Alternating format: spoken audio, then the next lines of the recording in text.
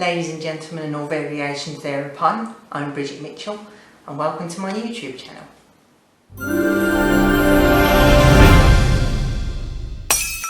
For today's project, we're going to be making a cover for my tablet. Now, my tablet's not a particularly special tablet, it's a fairly cheap one, and there are plenty of cases on the market that I could use, but I had the thought, what if my case made my tablet look like a spell book, something worthy of a wizarding widowgast, a grimoire for a witch? Well, that's going to be the aim of today's project.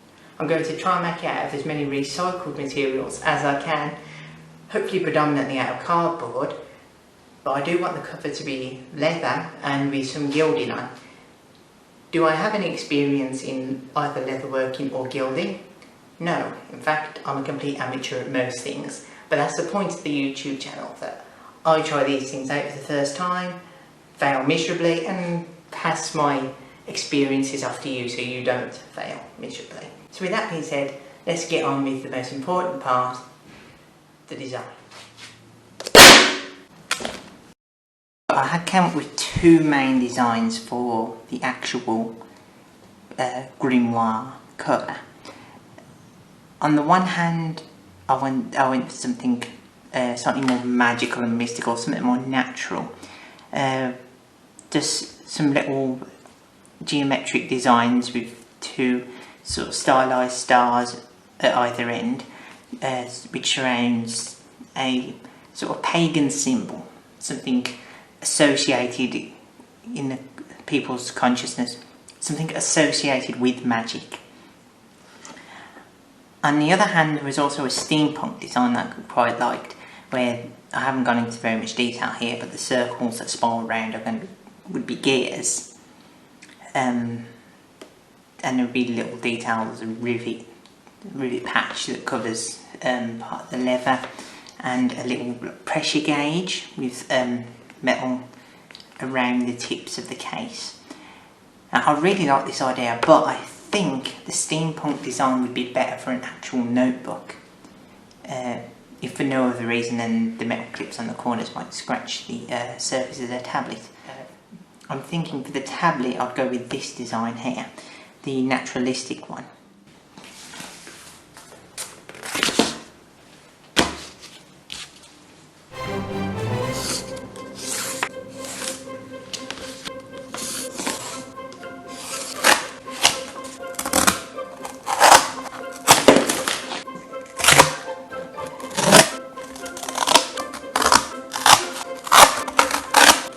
So I'm just going to mark on a position with the camera and the speaker.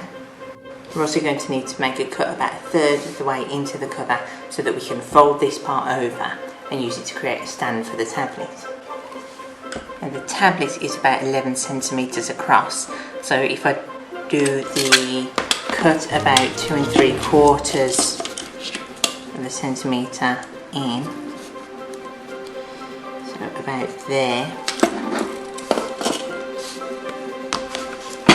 then that should give us 1/3.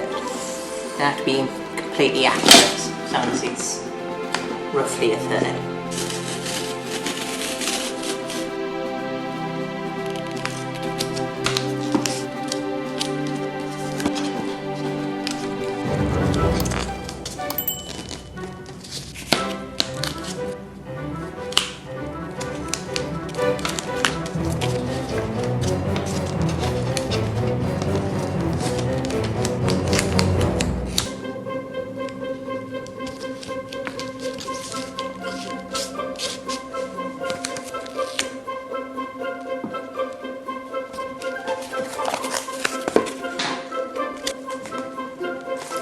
Okay, so that's the way it looks at the moment.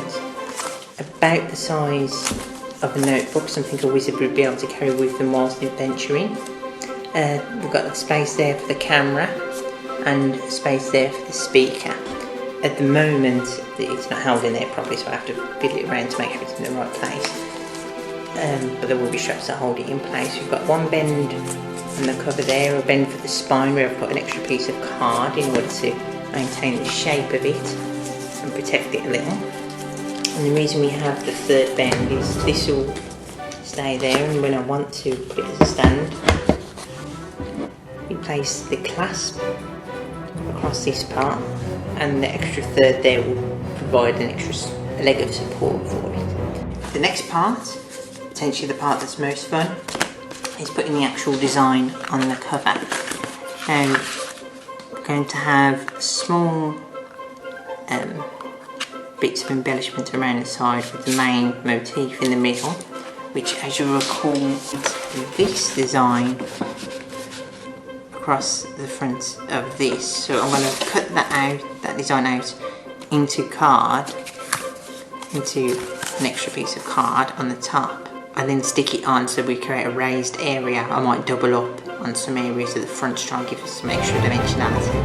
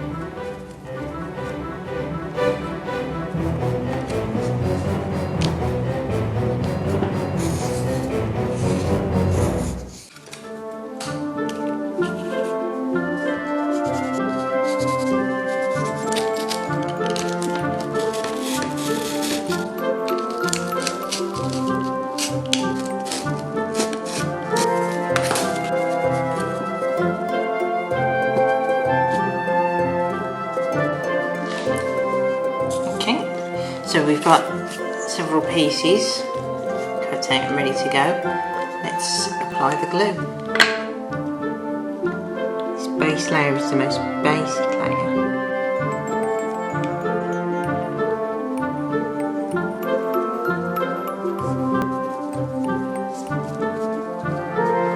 Adding on the most detailed layer.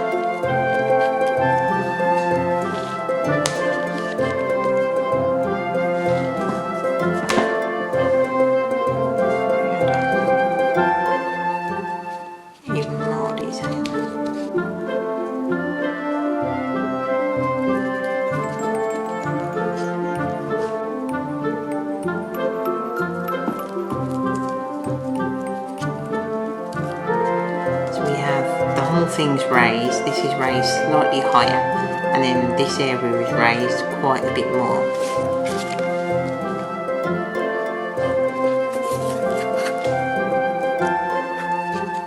Right, in the centre. A tip for you: when you're gluing things down, make sure you've placed everything where you want it and measured out exactly where you're going to put things before you start gluing. Because I didn't do that with the centerpiece and I've glued it too low, and too far to this side, so there's not enough room for me to do my initial design. So I've had to change it up, do the triangles pointing upwards instead, but if you measure things out before you glue them, then you won't have that problem. But